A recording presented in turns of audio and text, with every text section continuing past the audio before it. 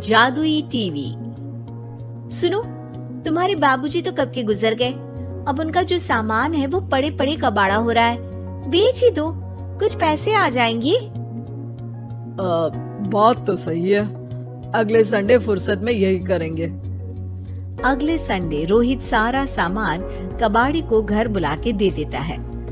तभी उसकी नजर बाबूजी की पुरानी टीवी पर जाती है, जो इतने सालों तक कूड़े में पड़ी थी, फिर भी चमचमा रही थी। टीवी तो देखो, जैसे एकदम नई हो। हाँ, बाबूजी को टीवी देखना बहुत पसंद था।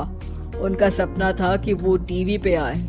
एक बार मौका भी था जब वो अपने गांव के गाने सुनाने किसी चैनल पर जाने वाले थे, पर मैं और मेरा भाई लड़ पड़े और बाबूजी को घर पर ही रुकना पड़ा। चला के देखें क्या? हाँ हाँ, क्यों नहीं, देख लेते हैं, शायद ही चले। बाबूजी ने उस लड़ाई के दिन के बाद टीवी देखना ही छोड़ दिया था।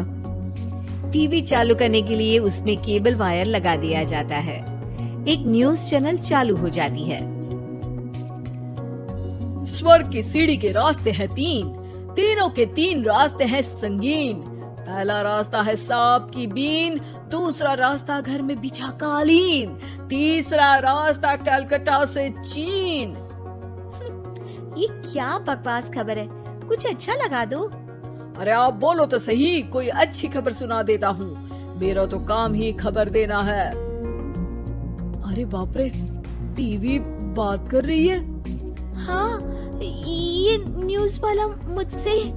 हाँ हाँ, आपसे ही तो बात करूंगा ना, आपके घर में हूँ तो। अरे ये सपना है क्या? तुम हमसे बात नहीं कर सकते? अरे सपना नहीं भाई साहब, ये टीवी जादुई टीवी है। बोलो क्या खबर सुननी है, वरना ब्रेक लेने का टाइम आ जाएगा। सुप्रिया घबरा के टीवी बंद कर देती है। वो क्या था? अरे एक बार और चालू करके देखे, फिर से बात करेगा तो चैनल बदल देंगे। सुप्रिया फिर टीवी चालू कर देती है। अरे ऐसा कोई मुंह पे टीवी बंद करके जाता है क्या? मुझे बुरा लगा आपका नेचर। चाय पानी तो पूछो। सुप्रिया टीवी के बटन से चैनल बदल देती है। अब टीवी पर एक फिल्म चल रही है। अरे ये तो सूर्यवंशम है ना? हाँ, और ये ठाकुर को जहर की खीर दे दी और उसको पता भी नहीं है। ए भाई, खीर मत पीना, उसमें जहर है, मत पीना। ठीक है महाशय, जैसा आप कहें। हाँ। अरे आपकी बात मान ली, पूरी पिक्चर ही अब तो बदल जाएगी। मतलब ये सच में जादुई टीवी है? तभी वहाँ कबाड़ी आ जाता है। भैया, टीवी के 150 रुपए दूंगा, चलेगा? अरे 1.5 करोड़ में भी ना दे तुमको ये टीवी हम। अरे 1.5 करोड़ खरीदने को होते तो तुम्हारे घर में ये पानी चाय नहीं पीता, अंबानी या टाटा के घर बैठा कोल्ड कॉफी पीता। रोहित कबाड़ी का हिसाब करके उससे वहाँ से चलता करता है और अपने भाई शशिकांत को फोन लगा के बुलाता है। शशि थोड़ी ही देर में वहाँ पहुँच जाता है। क्या हो गया भैया? अरे बाबूजी का टीवी याद है? हाँ हाँ, जिसमें घुसे रहते थे हमेशा वो, और अपने को कुछ नहीं देखने देते थे। अरे वो अब जादुई टीवी बन गया है। भैया, आपकी बकवास करने की आदत अब तक नहीं गई। अरे आपके घर में बच्चे हैं, अब तो बड़ों जैसी बात करो। रोहित जाके टीवी चालू कर देता है। टीवी पर एक जादू का शो हो रहा है जिसमें एक जादूगर है। अब मैं अपनी टोपी में से कबूतर निकालूंगा। श्रिंग ब्रिंग शरिंग बम फोपा फुफी फुफा पाउ। टीवी से कबूतर निकलता है और शशिकांत के सर पर आकर बैठ जाता है।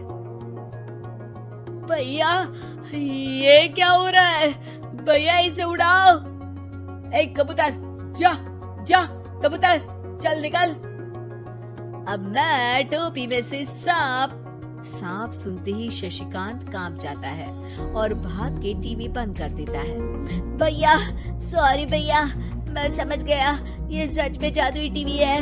पर एक बार और ट्राई करते हैं। पर भाभी कोई दूसरा चैनल लगाओ जिसमें डर ना लगे। सुप्रिया टीवी चला देती है और न्यूज लगा देती है।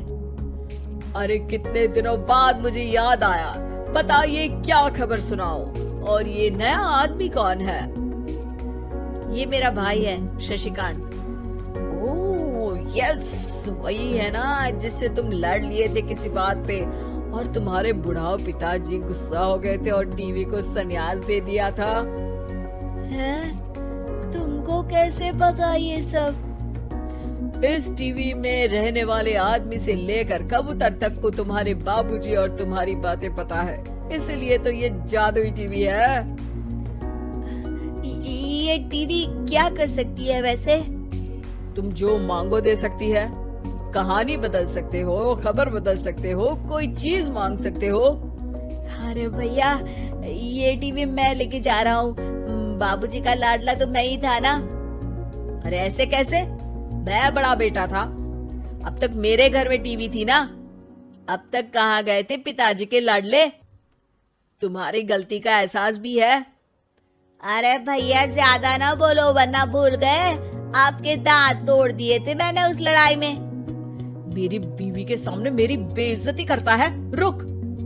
दोनों भाई हाथापाई पे उतर जाते हैं। रुक, बताता हूँ तुझे कि कौन बड़ा है।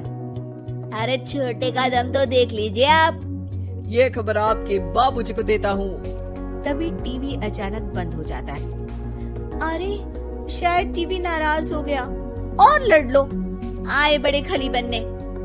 टीवी से एक तेज रोशनी निकलती है और टीवी में बाबूजी दिखाई देते हैं।